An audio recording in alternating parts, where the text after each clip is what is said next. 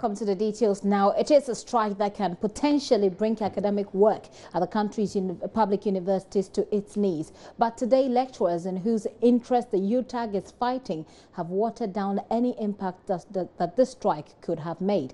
Academic work was in full session today on all the public university campuses visited by Joy News, leaving the strike on paper. Shortly, we'll take you live to the campuses for updates, plus a conversation with some of the lecturers who are kicking against that strike. But first, listen to UTAG President Dr. Harry Agbanu explaining why there's a need for the strike. Coming Monday, about 2,400 lecturers throughout the country in all the universities in Ghana are withdrawing only their teaching services. As you are aware, we do more than teaching. But clearly for many students who are across the country, they know for a fact that it's the teaching service that is very important to the students. No, and that is a wrong perception. If that is what, we do so many things. Teaching is just a fraction of the things that we do. So we are not technically going on strike. We are just withdrawing teaching that we think that the atmosphere does not permit us to do as we need to do. We don't want to be mediocre in the performance of our duties. We want to perform our duties as professionals. And so if there is any situation that will prevent us from doing our work well, I think it's just professional to say, well, let's wait and see what happens. Doc, you are just from a class. For your students, and next week they'll not be seeing you in a classroom. Yes. Do you think it sits well with them to know that their lecturer is not in class because there's a court case somewhere miles away at Winneba, there's a disagreement, it's still before court, and UTAG is unhappy and they are saying that my lecturer should not come to class? Are you being fair to the students? We are being fair to the students.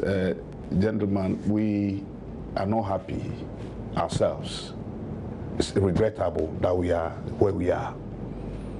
We love the work we do, we love ourselves, we love our students, we love our institutions, we love our country. That is why we have elected ourselves to imprison ourselves in this environment to do what we do and have nothing to show for it. But we love it, that's what we do. That is what gives us fulfillment. Meeting with our students is our joy. And so for us to decide that we want to take our joy away and to embark on this action, you should know that it's a painful one. It's not something we are happy about. But there are times that you need to take the bitter pill to cure a situation as this one. And we are doing that for our students, we are doing that for their parents, we are doing that for ourselves, we are doing so for our country.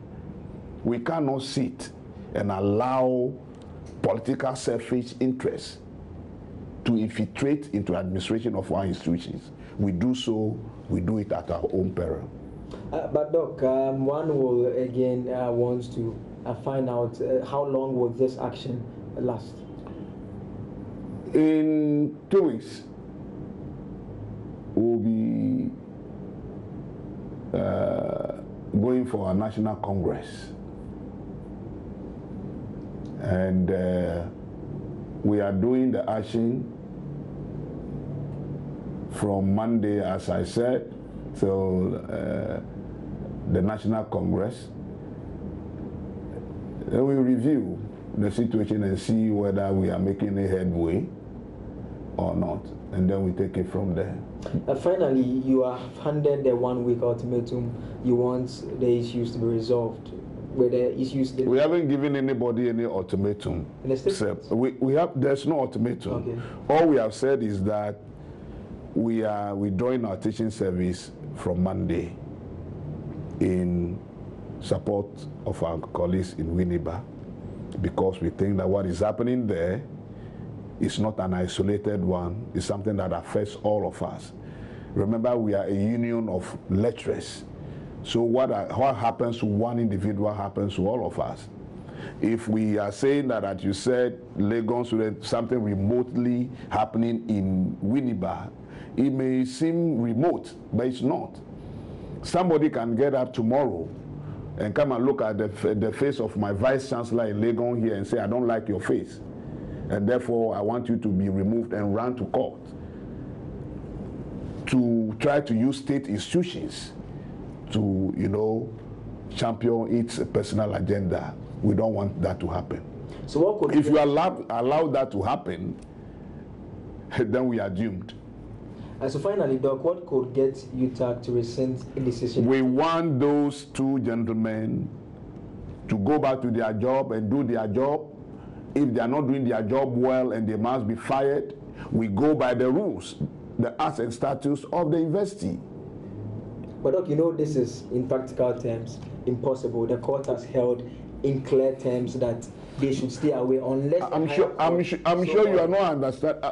I'm saying that the court has said that they should step aside until the formation of a council or the final determination of the case, which means that once the council is formed, the council should be able to rectify whatever they think that was wrong. So and the council is not willing to do that. The council is selective. The council has gone ahead to say that all the degrees that have been awarded students must stand. You get what I mean? The council has probably tacitly accepted that as for the Pro VC, he should not be touched. Selective.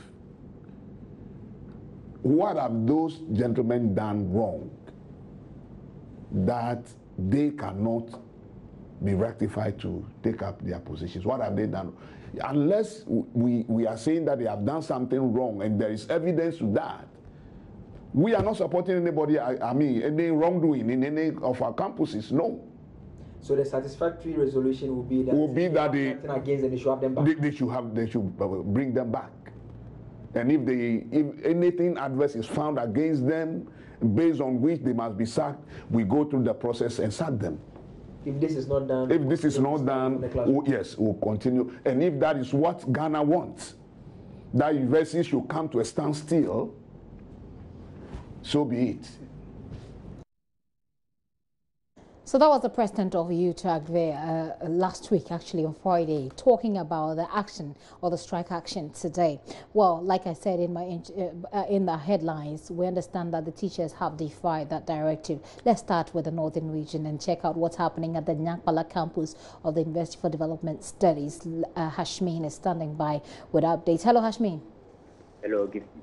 Are the teachers in that part of the country working, or are they also in defiance of this declaration of strike? Well, this morning when I visited, the lectures were ongoing at all the various lecture halls. And I tried speaking to some of the lecturers, though they declined to speak to me on record. But they are saying that for them, the issue about the strike action has not gotten to them. And quite apart from that, they will need to understand the issues very, very well before they can join in the strike. And their decision was also supported by their local chapter chairman, that is the UTAG chairman for the northern region, Dr. Judith Simon Bayo, who also supported the lecturers' action. They are saying that the issues are stakes. They are yet to comprehend the issues at stake. And then if they evaluate it and it merits that they should join the strike, then they will do that. But at the moment, they are not doing so. And quite apart from that, they are saying that their curriculum, their academic calendar is different from many of the universities. And if they go on strike now, it is going to affect the students. Having said that, what it means is that they do not understand the issues. They have no idea of what's happening. Yes. For them, the issues are not convincing enough, and they are saying that their members need to be convinced before they can call them to join the strike. Okay. But here is the case: the members are saying that they are not convinced the motive behind them going on the strike, and so for that matter, they still need to study the issue and then relate their feelings to other universities who are also members of the University of Ghana. Did you get the chance to interact with the students? What did they tell you, if you did? Well, for the students, they say they feel normal. It is just a normal daily classroom activity.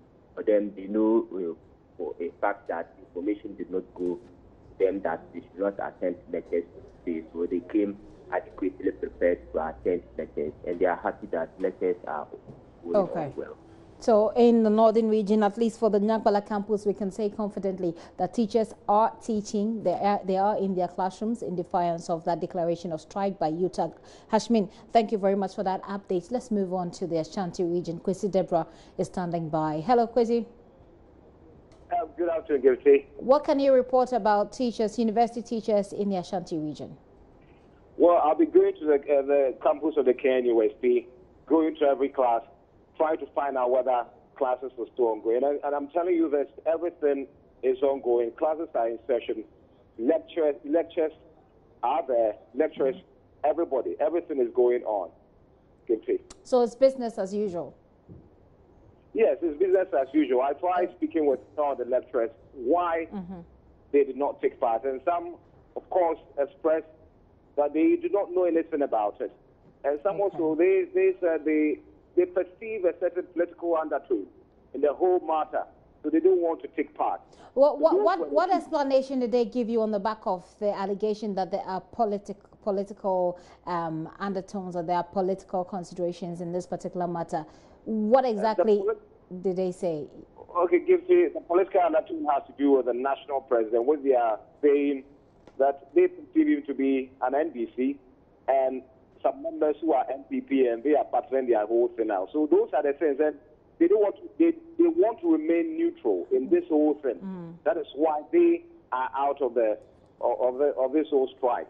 Okay. So those were the two. Some don't want to take part because they don't have anything to do with it, and they don't want to also take part because they perceive some political undertones there. And I happened to speak with the URO for the university, and he said that it's now the university has officially been informed of the whole strike action. So he has forwarded it to the vice chancellor for him to look at it, and then they can take a matter on it. They can take an action on it. Well, I don't know if you've been able to interact with some of the students, and if they have any fears about an impending strike action, or they also haven't heard much about it. Well, I spoke with a number of students. I spoke with about 12 of them, and half said that they received text messages and also WhatsApp messages yesterday from their counterparts, their colleagues from the University of Education, whatever, and also from Legon, that there's going to be a strike today. So some were of the expectation that since there was going to be a strike action by the lecturers, they are not going to go to class and classes won't come off. But they went to see that classes are ongoing. And some also told me that they totally know nothing about it, that they just came to hear of it. All right. Well, so then, for students, it's certainly good news. Kwesi, thank you very much. Kwesi Deborah, my colleague standing by in the Ashanti region with that update there. Well, let's come back to Accra, where Maxwell Agbagba has visited the University of Ghana. And over there, lectures there also defy their leaders. They were teaching. I've been to about 5 different classrooms, and lecturers are in there. And classes are happening. Students, some of the classes are actually full. A lot of students are also trickling in because we know that there would also be a 9:30 class. So the 7:30 class, which ends at 9:30, is currently ongoing here at the John Scotty building. On our way, we went through the University of Ghana Business School. There also classes are happening. Also at the new N block, that's the NNB1, NNB2, NNB3, classes are happening this month. That's the 7:30 to 9:30 class. And even as we stand here, we see some of the students walking here for their 9:30 class. I have some students here who are going to join us to tell us whether they heard of the strike and then whether they are surprised to see classes happening. Let me start off with you, Caleb. Caleb, you were telling me that you knew that there was going to be a strike. But there's no strike. It looks like your lecturers are actually in class teaching at this moment. You should be excited. Yes, I must say I'm very excited. Yesterday, I think 2 days ago when I heard the news, I was shook. But then coming here today, knowing that, yes, the lecturers have come here to teach us, I'm quite excited myself. And SEM just began. We can't be having strikes here and there which will affect our studies. So I must say I'm excited. Okay. Yes. Let me find out from you also. There are some who are saying that, well, for an incident that's playing out on the University of Education Winneba campus, we don't see how it affects us here on the University of Ghana campus. I've heard some of these concerns raised by your own colleagues. I don't know what you also think about that. Well, for me, as my colleagues have said earlier, that it shouldn't necessarily affect other institutions. But last week, I heard from one radio station, that's Radio Universe, and they called the president, and he was asked why why this should affect other institutions, and he was of the views that it's better they stop this thing now before it affects other institutions, because if they're only going to concentrate on Winneba, then next time it might be another university. So it's better they generalize everything so that it doesn't, in the future to come, it doesn't affect other institutions as well. Well, they described the ruling by the Winneba High Court as an attack on academic freedom. So in solidarity, they are also calling the strike. But let me find out from you what you also make of that. There are some who are saying, look, we are here on the University of Ghana campus and we don't think that this should affect us. Yes, I think that, as the adage goes, that if you see your brother's beard burning, you should try to get water attached to yours. Some people say you should enter the well. Some people even say that you should shave your beard, you understand? Yeah, so I am of the view that, with something of this nature happening on the University of Education, Winneba's campus, moving forward as a nation, okay, even as students embarking on our academic journey, I believe that we shouldn't sit down, aloof, and then allow certain things to happen. I'm of the view that, government should step in. I also know that the ruling was from the Winneba High Court, and with that, government cannot just step in and then make a pronouncement. However, I think that they should expedite measures to facilitate the resolution of the matter so that things can go on well with us. Yeah. Well, if you look at this, the statement, the press release by the University Teachers Association of Ghana, they are saying that it looks like the Ministry of Education itself is sitting on consent, not looking at ways to resolve this issue amicably, and the newly inaugurated governing board also are not really looking at resolving this matter anytime soon. But we've seen these things happen, especially on the University of Ghana campus, where UTAG declares strike, but lecturers still go to class to teach. And then later in the day, or in the subsequent days, the second day, the 10th day, then you get lecturers not really, coming to class. Do you harbor any fear that even though lecturers are in class this morning, maybe tomorrow they would not be in class? All right. I don't harbor any fear because when news broke out, I think Saturday or so, I did hear that even where the issue actually started, that is UEW, lecturers rejected that strike. So once the situation emanated from the place and lecturers have rejected it, then I am not affected at all. You think it's a case of crying more than the bereaved? Yes, I do think so myself. And I do, as the days come by, as the subsequent days come by, I know lectures are going to continue as they have started today, and no lecturer is going to go on strike because from beginning they rejected it, and I believe so much that once they rejected it, there's no way they are going back on their words. Yes, you are highly optimistic, but maybe you want to give way to some level of pessimism so that when eventually it happens, you wouldn't be too shocked. Do you think that when lecturers here go on strike, it has, it can derail, your academic progress? Because there are times when lecturers go on strike and you realize that times that you'd have to go home, you'd have to spend more time here on the campus still attending classes, and sometimes they are not able to cover the course outline that they're supposed to. Do you have any fears like that? Oh yeah, for me I really do. We can jump into conclusion right now that this whole strike thing is going to be called off. It could be that tomorrow though they're going to start it, and I really have fear in that because for me we are starting our IO this Saturday, and this Saturday, and I think I need my lecturer in class to finish up the course outline before our IA starts. So I think I'm having some kind of fear, but I hope things go on well. They don't go on strike. They don't hit to what UTAG is saying, and they should just think of us, we the students. They should put our interests in their hearts. Yeah. Let me wrap up with you. I'm sure there are some teachers, some lecturers watching right now. Maybe you have a message for them. My concern really has got to do with the fact that there are divided factions to get with regard to this issue. And Caleb was saying that he's seeing some of the lecturers in class and all that, but I also believe that some of the lecturers actually agree with this strike. And so what of the courses that the lecturers agree with the strike? So if other courses, the lectures of other courses are going on, what about the other courses who have lecturers agreeing to the strike action? I believe that they should fasten the measures to resolve the issue so that we can have a sound, environment to learn. So that was earlier at the University of Ghana. Well, let's go to the University of Cape Coast, where Richard Kojonyakon is standing by. Hello, Richard. All right, it seems that I have lost Richard. I've lost Richard on the line, but we'll raise him again and let you know what the situation is at the University of Cape Coast. But lawyer for the man who is challenging the legitimacy of the suspended Vice Chancellor of the University of Education, Winneba, Alexander Afenyo-Marking, says the strike is in defiance of the court. Strike action, as declared by UTAG, is only aimed at stampeding the court process as well as undermining the authority of the court. The issue is very simple. That is whether or not the governing council that made certain appointments had the authority to do so, having regard to the tenure of that governing council. The court, in its wisdom, granted the interim reliefs sought by the plaintiff to the effect that those who benefited from the said questionable appointment be restrained. UTAG, as an independent association, applied to join. Their lawyer, Dr. Atuguba, made their case for them in court.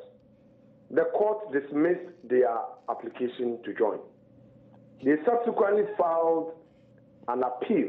As we speak, according to the substantive counsel in the matter, UTAG has filed all the written legal submissions pursuant to the appeal. Now, we have a date to go back to court for the matter to be heard. We are going back to court on the 9th, 10th, and 11th of October. The judge or the court, considering how urgent the matter is, gave 3 straight dates for us to consider, for the court to hear the matter.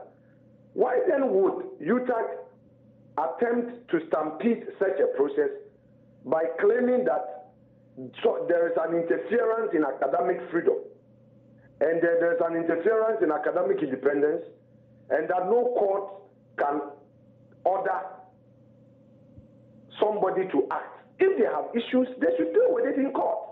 Why a strike action? The motive is clear. You don't use tribal solidarity or fraternal solidarity to undermine the authority of the court. Is it the case that they are saying that the court, as constituted, did not have the mandate? If so, they know what to do. So I would urge UTAG to do the needful. If we all don't respect the rule of law and we want to do anything as we please, then of course, democracy cannot thrive. If you look at the reasons given by UTAG for this strike, they have reason to believe that this current governing council for the University of Education has acted in a way to show that they are not interested in pursuing the case by, for instance, withdrawing the appeal from the court. So this could be a way of putting pressure on the university's governing council. Well, I'm not the spokesperson for the university's current governing council. But if you are talking about an appeal by the university as a party, I can tell you on authority that the appeal still subsists. They have not withdrawn their appeal. There's an appeal. They appealed against the decision by the court to restrain those who benefited from the decision of the defunct governing council. There's an appeal on record. No appeal has been withdrawn. There's an appeal on record. So what is the issue? In any event, they themselves as a body, if you recall, when the matter was being heard in July, they first closed down the university as a way of putting pressure on the court and government not to achieve whatever purpose they so desired. And again, the UTAG president was on record by saying that if the court makes any order against them, they will go on strike. He again said that they will go on strike until the matter is resolved. And then also gave an ultimatum to the governing council. My point is that you don't use threats. You don't act in bad faith as a means of you wanting what you want. We are in court. You have filed a process. You have appealed. Why don't you follow that due process? Why then would you want to say that you are obstructing academic work as a means of achieving what you want? It's bad faith. So, Honorable, finally, you said earlier that they are using fraternal and tribal affiliations to try and push their agenda. What do you mean by this? Well, I mean what I've said. I don't need to explain again. I'm saying that nobody should attempt to use tribal and fraternal solidarity to undermine the authority of the court. Afenamake there. Let me now bring you some background to this information, to this particular story. How did we get here? Daniel Dazi joins me in the studio. He's got the information. Daniel, take us through this information. How did we get here? Well, so like viewers heard, and I'm sure you heard the lawyer Alexander Apeyamakin refer to them, all this has come about because of a court case. Right. Now, to keep it very simple, the lawyer Apeyamakin is representing one Supi Kofi Kwaira. Now, he's a former assembly member in Winneba, and he took the university to court to ask for some simple things. First of all, the governing council of the university had its mandate expire. After this mandate expired, the Minister of Education at the time asked them to stay in office. They did not appoint a new council, neither did they seek to renew the mandate of this council. Right. Now, when they stayed in office, they were not supposed to make any new appointments. They were not supposed to make any major decisions during that, should you say, probation period. They appointed a vice chancellor and a chief finance officer, these principal officers. Now, other principal officers were appointed, other certificates were given, other decisions were taken. So the school's business was ongoing? The school's business was ongoing, basically. So Supi Kofi Kwaira hires lawyer Apeyamakin, who was actually holding brief for one Komla Oni, and asked them to take the university to court. So we got wind of this case around the 13th of June, when both parties went to court. The plaintiff, being lawyer Makin and Supi Kwaira, asked for a restraining order on the vice chancellor, the finance officer, and two contractors that are taking much interest in Sparks and Hold it for me briefly. We'll come back and continue that story. But Richard Kojonyako is on the line. He's at the University of Cape Coast. Let's find out what the situation is there. Hello, Richard. Hi, Gifty. I suppose the story isn't much different as it is here in Accra, in the northern region, and in the Ashanti region. Yes, it is not different because teaching and learning, going on well at the University of Cape Coast. Nothing has happened. The lecturers are at the lecture theatre. They are teaching, and everything seems normal at the university. I've been interacting with a couple of lecturers, and what they've been telling me is that, well, the circulars have gone round, but they cannot comply with the directive from their national headquarters because and why is they were not adequately informed. The right processes and the due processes were not followed. Many also even believe that it is a kind of political football that is currently underway, and so it is some people who have vested interest in what is going on, and so that is why they are using them. I mean, people who are knowledgeable and who know their work, they are using them to satisfy their needs. But this afternoon, there's been an interaction. A former national president of UTAG, Reverend Dr. Emmanuel Aboli, says that, I mean, UTAG National, their call, means that they've taken them for granted. They've shown them a lot of disrespect. And he is here with me for the national leadership of UTAG, especially the president, to apologize to all university lecturers because they did not follow due process. They are people of high repute and high standing, and so if they should do that, I mean, it doesn't speak well of them, and so they are demanding an apology from them. He's here with me. He will throw more light on this one. Good afternoon. Yeah, good afternoon. Welcome to join. Thank you. Why are you demanding an apology from the national president? Yeah, he has not respected us. in the sense that we have rules and procedures. He is aware that we don't declare strike action the way he has done. When a decision is mooted by NEC, we take it back to our various constituents. That is the various campuses. And that is where we'll meet. And given the full brief of the development, we will interrogate. And after extensive discussion, then we come to a consensus. Where we don't build consensus, then we go for majority votes as to whether we should, join a strike action or we should not. And when that is done, we give the mandate to our leaders at the local level. Go back to NEC and tell them we are in support or not. So when they get together, the number of campuses that are in support as against the number that is against will be put on the table, and the majority will carry the day. So you may even wish to go. If the other campuses say no, you cannot, or vice versa. But he hasn't followed this due process. And this is the reason why we are saying that if you check from most of the campuses, and over here, everybody is busy doing it. Because if you don't regard me, and it's also not a sign that when you're a leader, it means you are better than the others. Not. You are there to serve us. Servant leadership is what we are looking at for. So why couldn't he come back to us? And this is the reason why we say he has faulted. He has despised us. He has caused the public and others also to ridicule us. Some are even barely using words that are unprintable and not very healthy for our image. And so he should come and apologize to us. You have a national congress that is coming up on Friday. What are your expectations? Looking at all of these things that are happening. Briefly. Well, at the moment, we have taken it cool. And like I've emphasized several times, UTAG is not violent. We have never been violent, and we still don't hope to be violent. Knowledge is power, and we're going to use our knowledge, our ideas, our views, indeed, to interrogate the system when he comes over to hand over, because he's to hand over this Friday to the new officers over here. And when we meet and we ask, he gives us his reason. If we think it is worth,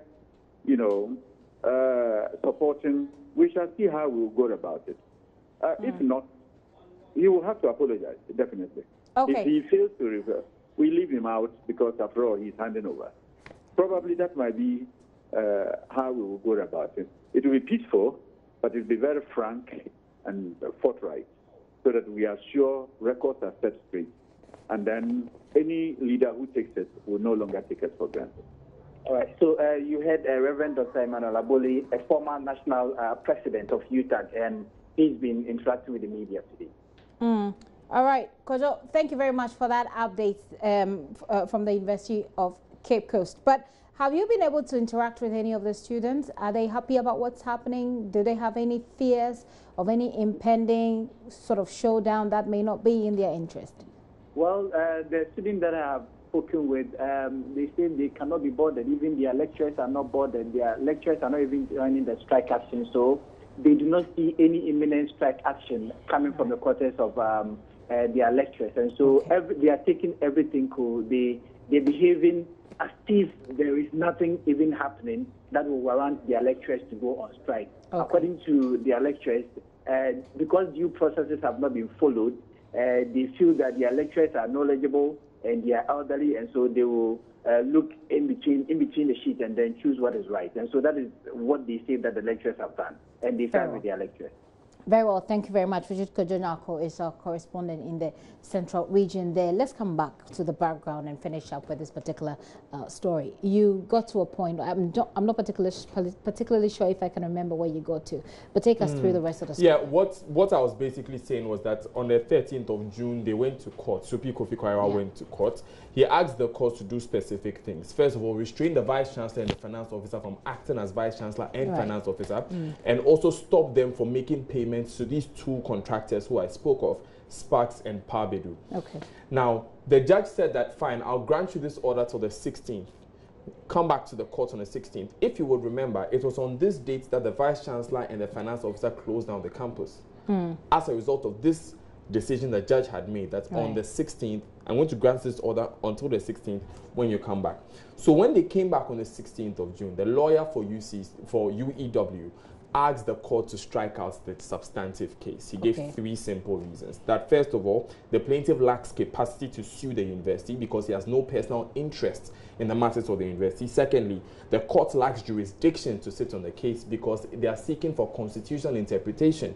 And we know that it's only the Supreme Court that does that. Thirdly, that the process that they used to file their case was not proper. So the lawyer, Apeomakin, came back to explain that first of all, it's public funds, it's a public university, and he's alluding to procurement breaches.